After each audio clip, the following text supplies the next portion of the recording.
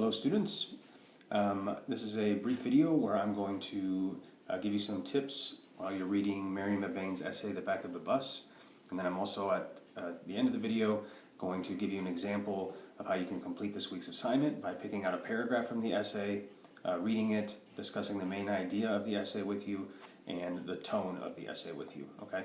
So make sure you watch this video. Also make sure that you take notes. Remember I had said previous week that you guys have a midterm, that's 15% of your grade. I know what the midterm is like right now.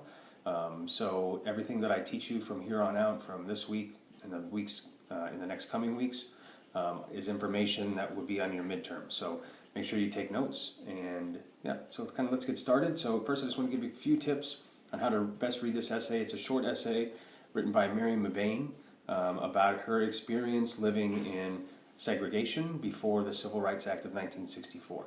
The narrative essay, it's a narrative essay, so it's going to tell a story, and there's also going to be in it some moments of what's called exposition, which just is a fancy word for explanation.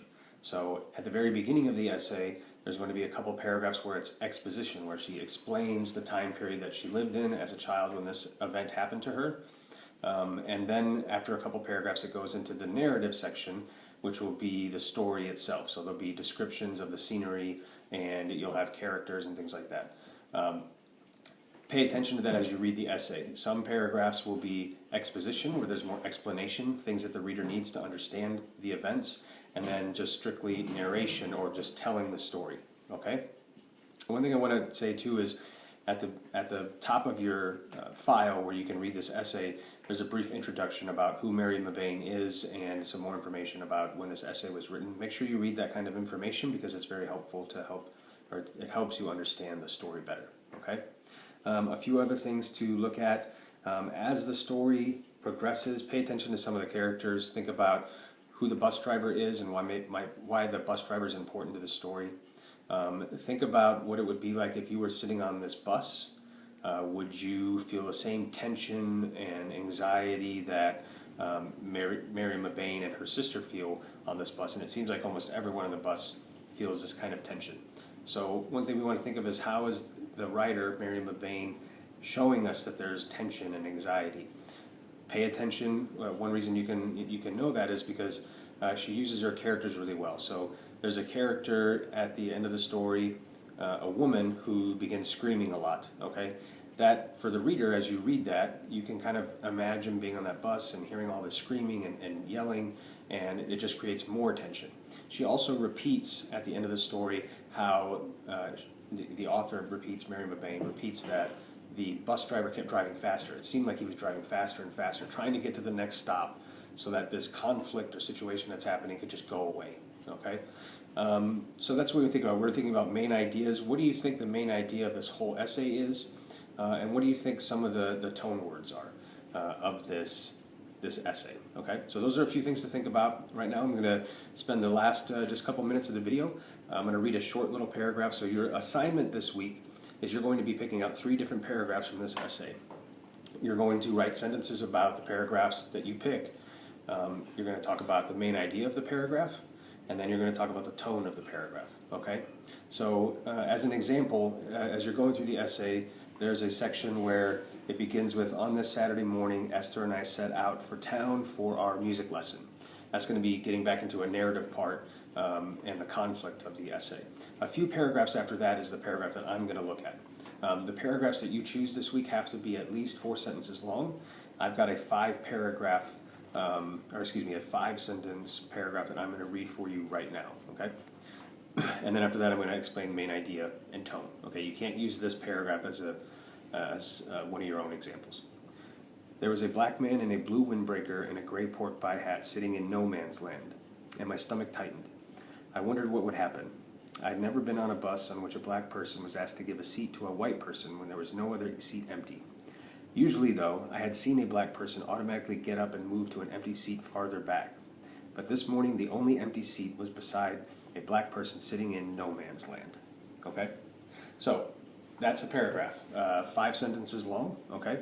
So if I was going to be talking about the main idea of this paragraph, one thing I'd want to notice, and you should know this about all writing, good paragraphs, good stories always have an important beginning and an important end. So one thing you should notice is that this paragraph, the first sentence mentions no man's land. That's a spot on the bus where like anyone can sit. The very last sentence also mentions again that no man's land.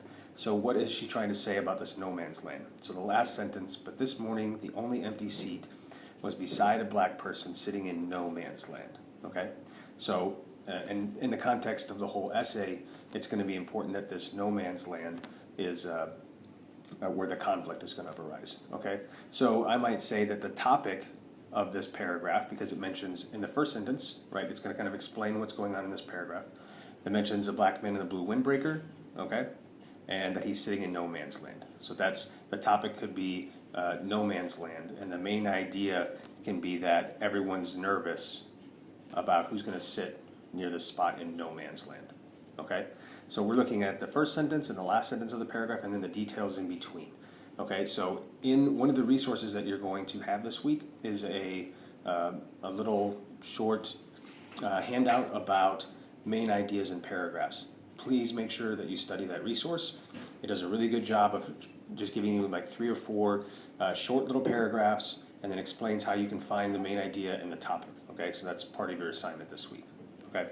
Another part of your assignment is going to be looking at those paragraphs that you choose and selecting a word that you think best describes the tone of the paragraph. So a tone, when you're thinking about tone, is what words is the writer using to make you feel the same way that the writer wants you to feel, or how the writer feels him or herself about what they're writing about. Okay.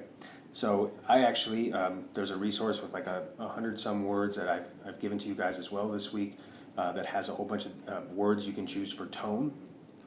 For this paragraph that I just read, I chose one of the words on there is the word concerned, which also can mean worried or anxious or apprehensive. Okay, so I said the tone of that paragraph is worried. So, and then what you guys would do is you could select that worried, or you could say the word concerned is the tone of that paragraph. But then you need to give me some of the words that are in that paragraph where you think that that's what the writer is intending.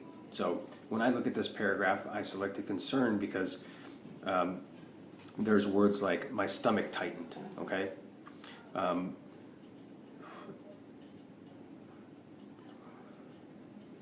The use of the word no man's land twice, okay? And her anxiety about that. But I might say that I am concerned because it says my stomach tightened.